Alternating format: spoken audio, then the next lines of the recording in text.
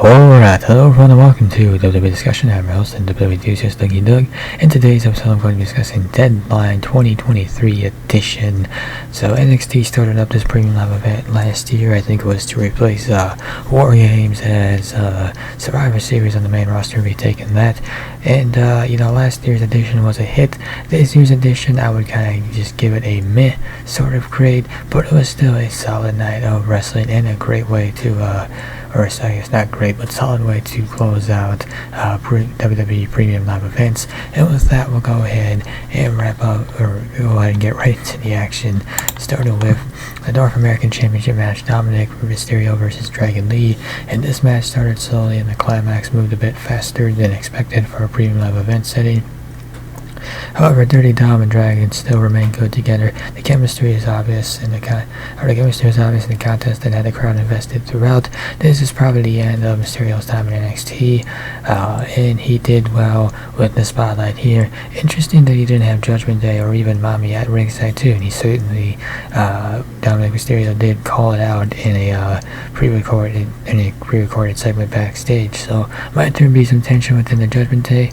Maybe not. Rhea Ripley did put out a tweet saying she was proud of what Dominic had done as champion, so maybe it gets sort of smoothed over. It is likely that Wesley was actually going to be the one to beat Mysterio for the title, but because of these injuries, WWE pivoted to Dragon, and he should do well with the title. He's had a great showing on SmackDown with the matches he's competed in, but this is a nice little next step up for him, giving him a title and letting him letting him go back to work the NXT as well as working SmackDown. So hopefully he's up for it. Should be up for it. It's a great way to continue to expose Dragon Lee, and it is a shame that Wesley had to miss out on this opportunity, but Dragon Lee was a good substitute.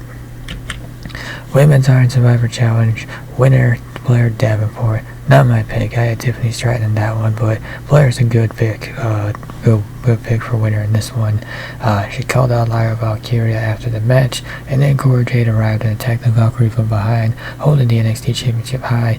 Last year the women struggled with this match, but this year's edition was better. It helped that Hindley and Stratton were the heart of the action, selling their rivalry consistently throughout the match. The action did struggle a bit when those two were out of the ring. Legend was heavily protected in her 10 minutes, barely leaving her feet.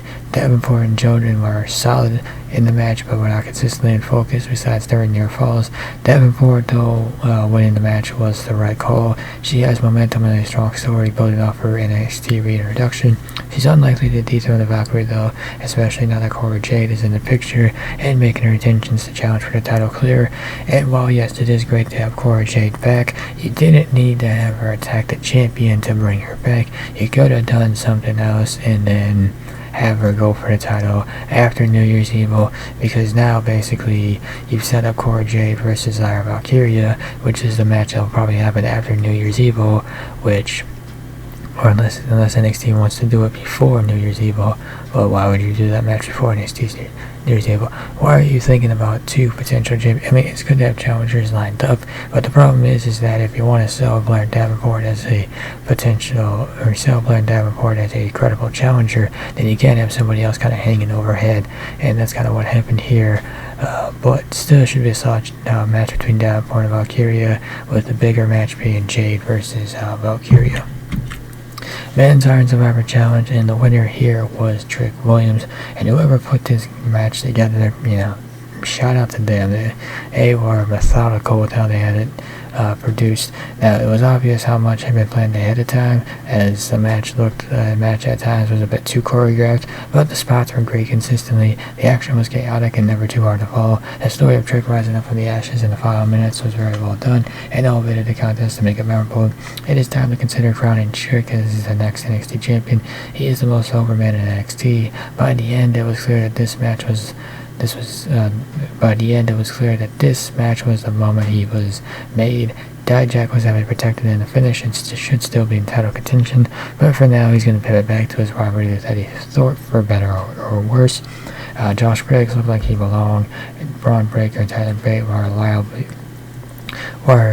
reliably good throughout the match. So yeah, nice to see that Breaker did win here.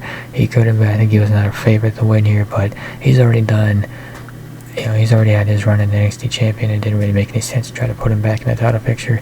And honestly, I don't know why they don't just call Braun Breaker to the main roster already. Maybe it's a bit crowded up there at the moment, and maybe they're not too sure if they have a spot for him.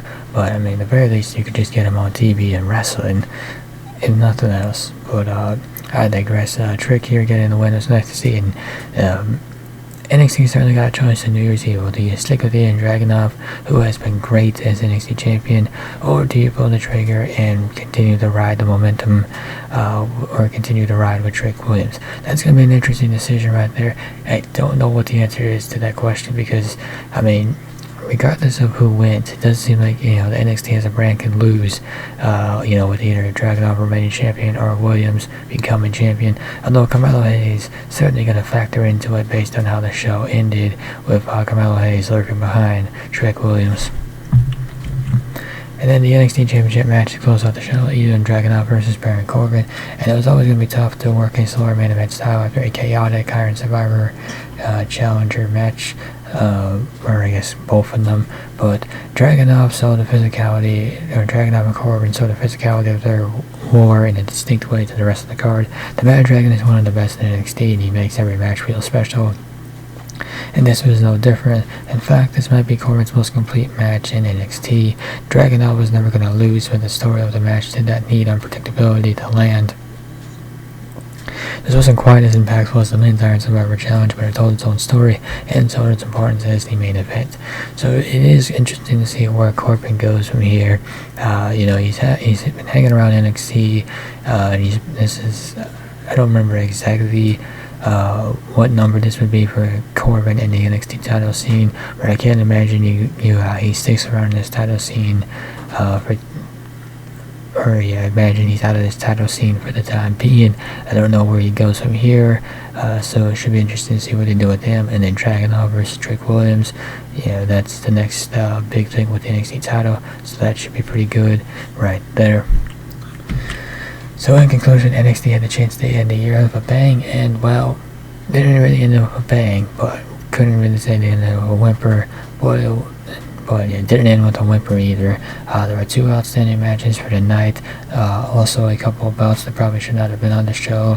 Trick Williams' story on winning the Men's Iron Survivor Challenge was great. The contest was the highlight of the night, especially that pop on the final stretch. Even Dragonov delivered again, pushing Baron Corbin to a top career performance. The main event showed once again why the Mad Dragon is the NXT champion. Carmelo Hayes had he had a rough match with Lexis King, Roxanne Perez, and Kiana James. Well, they tried, but they just couldn't elevate themselves in a steel cage match that just did not deliver based on the build up to the match. The rest of the card was solid filler. The women delivered their own fun Iron Survivor Challenge. Mysterio versus Lee and Frazier versus Axiom are solid rematches. With all the hype, though, the hope was for bigger moments across the card. CM Punk's appearance ended up feeling bigger than most of the card, and Dragon's title win is overshadowed by the fact that it should have been Wesley. But I think Dragon Lee should be able to step out of that shadow and have a run, and have his own solid run. And CM Punk making an appearance was a nice little feel-good moment, even if it doesn't lead to anything and ultimately was all for nothing. And with that will conclude this episode of WWE Discussion. If you enjoyed this episode, be sure to hit that subscribe and like button down below.